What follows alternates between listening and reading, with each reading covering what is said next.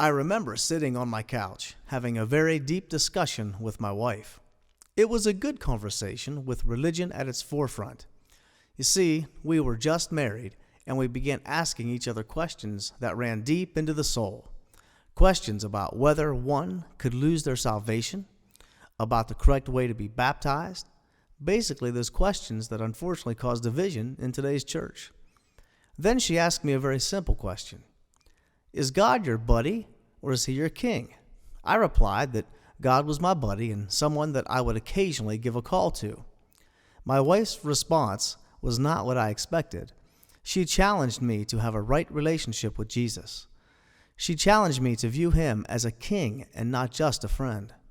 She challenged me to understand the depth of the cross and what it personally meant to me in my life.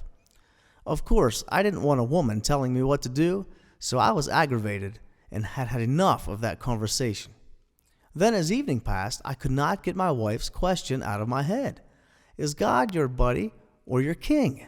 I wrestled with the question for hours and realized it wasn't my wife or the question in which I was wrestling. It was my pride and self-denial that God was and has been drawing me near to him. That night, I finally surrendered my life to Jesus. I remember the scene vividly.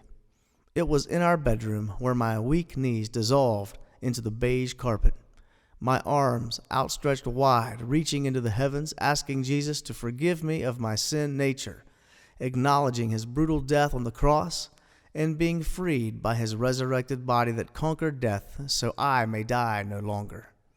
I finally realized I would live in eternity even though my earthly self would perish.